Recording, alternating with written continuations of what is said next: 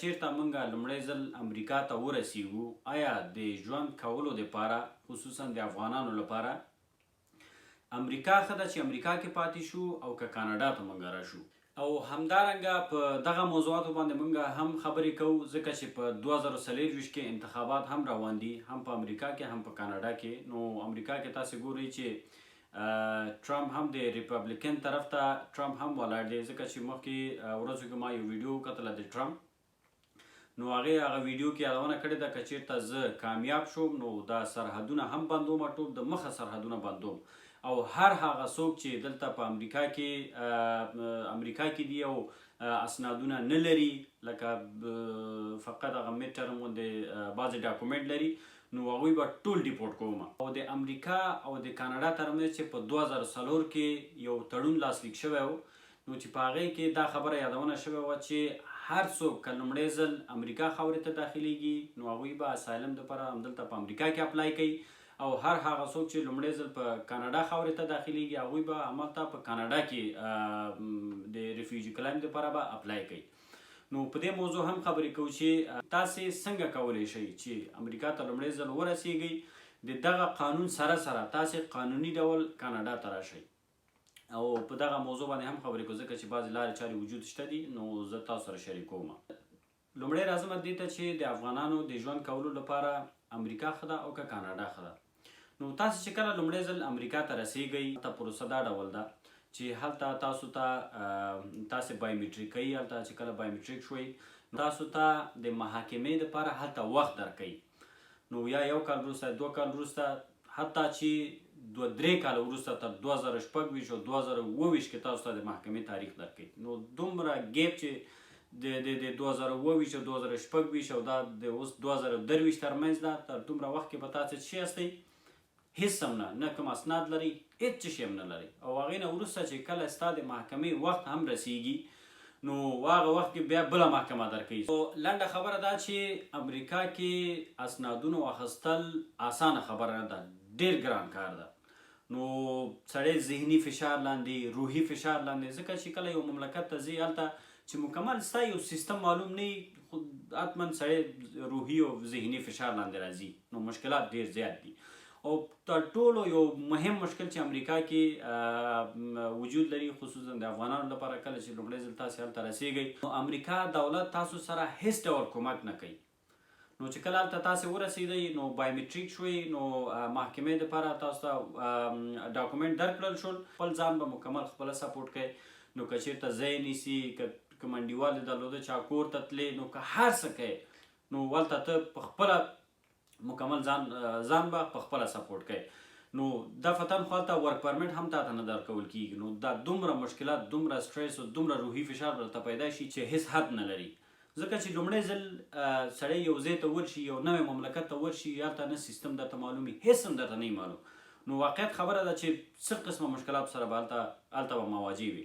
نو اکثر خلک زه ګورم چې هغوی فامیلي راځي نو فامیلي دپاره به تاسې فکر وکړئ چې څومره هلته مشکلات وي. که هلته ته هوټل نیسي د هوټل د یوه شپه کرایه در باندې $100-200 د یوه شپې کرایه در باندې راځي هغه ډوډۍ او خرچ و خوراک هغه خو راپرېږده. نو اسنادونو مشکلات او همدارنګه چې هلته نوی رسیږي د کار مشکلات ځکه چې زر ورک پرمټ تا ته نه درکول کېږي ځان به سره کم سپورټ کوي نو ډېر زیات دغه مشکلات دي. همدا اوس ډېر زیات افغانان هلته امریکا کې شتون لري چې هغوی سرنوشت هیڅ معلوم نه ده حتی چې 3-4 کاله تیر کړي دي سرنوشت نه ده معلوم.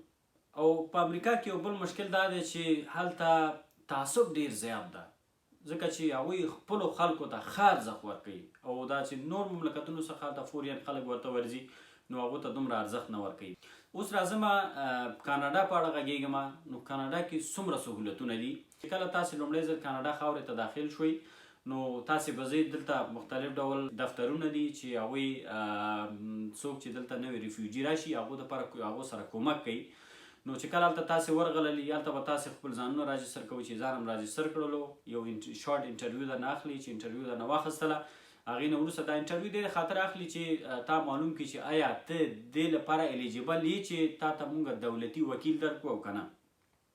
نو چې انټرویو درکړل هغې نه وروسته همدغه د کاناډا دولت د طرفه تا ته یو وکیل هم درکول کېږي چې وکیل یې درکړلو هغه وکیل هم یو شارټ انټرویو تا سره نیسي.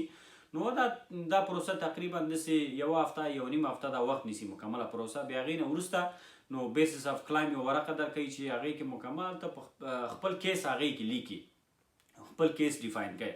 چې کله کیس ډیفاین کړله بیا هغې نه وروسته دا څنګه کېږي ستا کیس نو امیګریشن سره راجستر کېږي.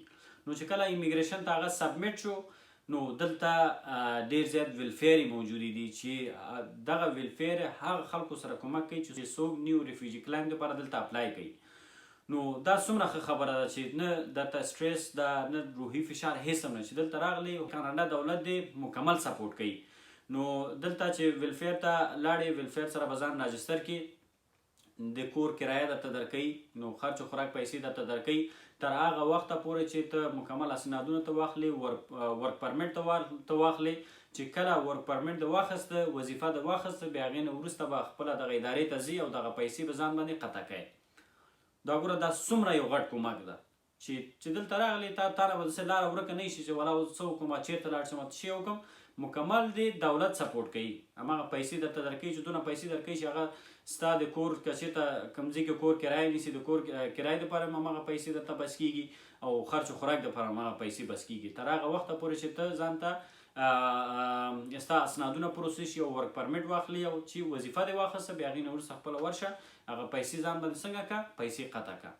چې کله ډاکومنټ پروسیسنګ دپاره کله کوم کاري بس دفتر ته ورځه، ټول کارونه د پروسس کا چې پروسس دې کړه 2 میاشتې له 3 میاشتو کې کولی شي چې ورک پرمټ هم واخلي. چې کله ورک پرمټ دې واخیسته خپل چېرته کاروبار دې شروع که. او بل ښه خبره دلته که په کاناډا کې چې دلته د تعصب په نوم هېڅ هم وجود نه لري. دلته ټولو سره ستا حق او حقوق ټولو سره برابر ده. هغه په دې چې دلته کاناډا کې تاسې وګورئ چې دلته دومره انډینز دلته دي چې هېڅ حد نشته. انډینز، چینایان، ایرانیان دا خلک بیخي دلته ډېر دي. نو داسې فکر وکړه چې کاناډیان به چېرته ډېر کم په سترګو کېږي، اکثر همدغه نورو هېوادونو خلک دي. دلته تعصب په نوم هېڅ وجود نه لري. دلته داسې ګرځي لکه خپل مملکت غوندې، لکه افغانستان کې چې ګرځي ښه زړه د خلاصه هېڅ ډول مشکلات نشته دي. نو دا خبره. او بل مهمه خبره مې دا کوله تاسو ته چې 2004 کې یو قانون امضا شوی و د امریکا او د کاناډا ترمنځ چې هر هغه څوک چې لومړی امریکا خاورې ته داخلیږي نو هغه اجازه نه لري چې کاناډا ته لاړ شي او په کاناډا کې د ریفیوجي کلایم دپاره اپلای وکړي، یعنې هلته نه قبلیږي. نو دا خلک د کوشش ونه کړي چې لاړ شي. او هر هغه څوک چې لومړی کاناډا خاورې ته داخلیږي نو دا خلک نشي کولی چې امریکا ته لاړ شي او په امریکا کې ریفیوجي کلایم دپاره اپلای وکړي. اوس رای حل څه شی ده؟ په دې کې استثنا موجود ده. نو تاسې کولی شي چې په قانوني ډول چې امریکا ته تاسې لومړی ځل ورسیږئ کاناډا ته لاړ شي. اوس پوښتنه دا ده چې څه ډول باید تاسې لاړ شئ؟ نو په دې کې 3 ډوله خلک کولی شي چې په قانوني ډول چې کله لومړی ځل امریکا ته رسیږي کاناډا ته لاړ شي. نو لومړی ډلې خلک هغه خلک دي چې هغوی دلته په کاناډا کې کوم څوک لري، یا یې ورور وي، یا یې د فامیل کوم بل غړي وي، یا یې پلار یې، یا یې ماما یې، خاله یې، که هر څوک دلته موجود وي. نو دلته یو دفتر ده، هماغه دفتر ته هغوی مراجعه کوي. نو تاسې قانوني ډول غواړي نو چې کله مکمل هغه یو لړ پروسه ده، مکمله پروسه خلاصوي، بیا به تاسې راځئ همدلته د کاناډا په بارډر کې امریکا نه به راځئ، همدلته د کاناډا په بارډر کې تا نه انټرویو هم هلته اخیستل کېږي. مکمله پروسه ټوله ټوله پروسه ستا همغه بارډر کې خلاصېږي او حتی چې براون پیپر هم هملته بارډر کې درکول کېږي. او چې بیا کله کاناډا ته راځې نو هفته یو نیم هفته وروسته ورک پرمټ هم درکوي. نو دوهم ډلې خلک هغه خلک دي چې هغوی انډریج دي، یعنې عمر یې د 18 کالو څخه کم ده.